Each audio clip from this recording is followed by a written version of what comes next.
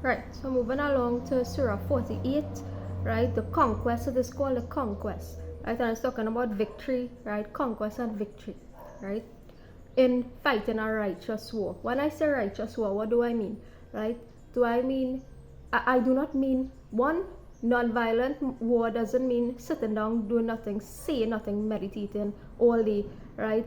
What they say, like in certain practices, Rajaga and so on, to sit down and send positive vibrations all over the earth, la la la la. Now that's one part of it, and you could feel free and well within your right, and it's good to do that, right? It's good to do that, right? There's only one part of fighting the righteous war, and in fact, it might be the one of the lesser ways, right?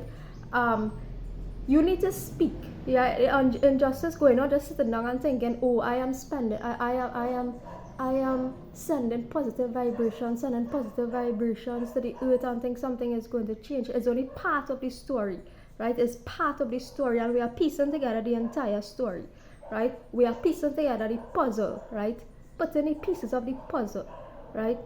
You know, when you have puzzles scattered on a table. I like puzzles. When you have puzzles scattered on, not those 5,000 pieces one though, right? When you have puzzles scattered on a table and you're piecing together the puzzle pieces, right? And there's some pieces missing and you have no idea which part that piece went, right? So we are searching for and piecing together the puzzles of this grand thing called life, religion, spirituality, all this, right? So fighting a righteous war doesn't mean one, right? Sitting down, sending meditative thoughts only, right?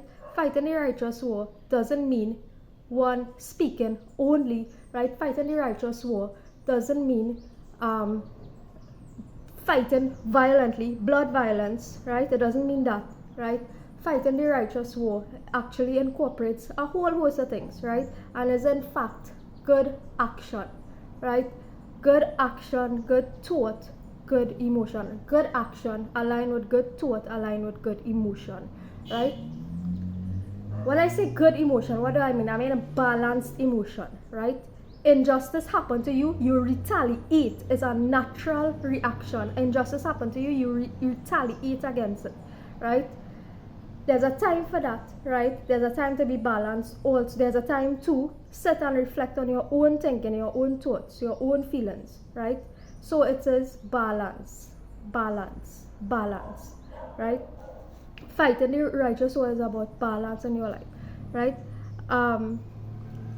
Right, so may Allah forgive you and us all, right, for what preceded us of our sin, right? And sin meaning errors, right? Past mistakes, right? And like I said, forgiveness is not just a God forgive me, I could do whatever I want, and God forgive me. There's a lot of things, and I will discuss this at length. There's a lot of things that is incorporated into the concept of forgiveness. Is not to go and sit down in church and, oh, yeah, praise be to Jesus and God forgive me, right? And God will forgive me. It don't work like that. Life don't work like that, right? So, right. So, forgive you for your past errors through your changed behavior, right? And what will follow, and complete His favor upon you and guide you into a straight path, right? And ask that Allah may aid you with a mighty victory, right? It is He who sent down the tranquility into the hearts of the believers, that they would increase in faith along with their present faith, right? So you already have faith, right? If you already have faith, Allah, God, by whatever names, Brahma, Vishnu, Shiva, Ram, Krishna, whatever name, right? You choose the 99 names of Allah, whatever name by which you choose to call God by, that He increase you further in faith, right? He, she increase you further in faith. Kali, Durga, Lakshmi, whatever, right? Name, I'm referring to a name, right? Increase you further in faith, right? Right. So moving to that, talking about the polytheist men and women who assume about Allah and evil assumption. And let's just get this clear and balanced of the story, right? Both Christians and Muslims, Abrahamic religions, and all religions that stem from Abrahamic religion have been the ones that historically assume evil about other religions, right? So let's balance out the picture, and we could get a better and more balanced picture about the whole story about life, right? About the whole story of life, and understand each other better, and understand the hatred that certain groups will have for certain groups, so that we can ease the hatred through our understanding, right? I said, right, throughout history, it is the Abrahamic religions, meaning Allah, Christians, Muslims, who actually have the hatred towards other groups, right?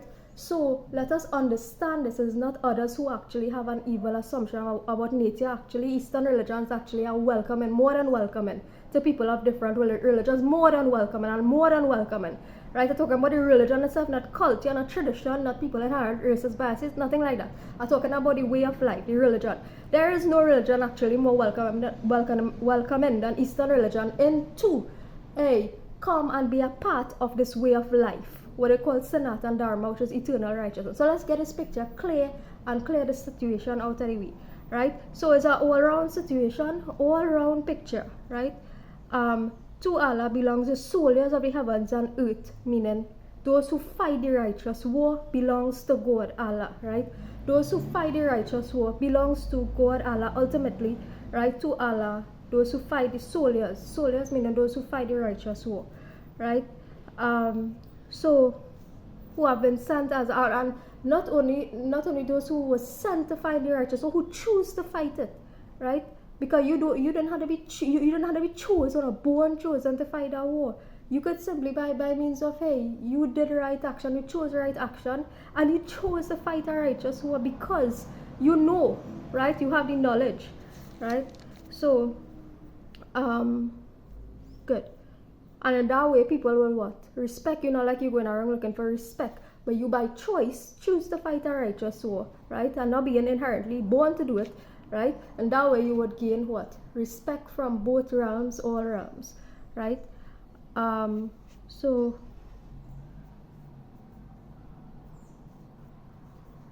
right, talking about 12. Thinking that messengers or believers will never return to their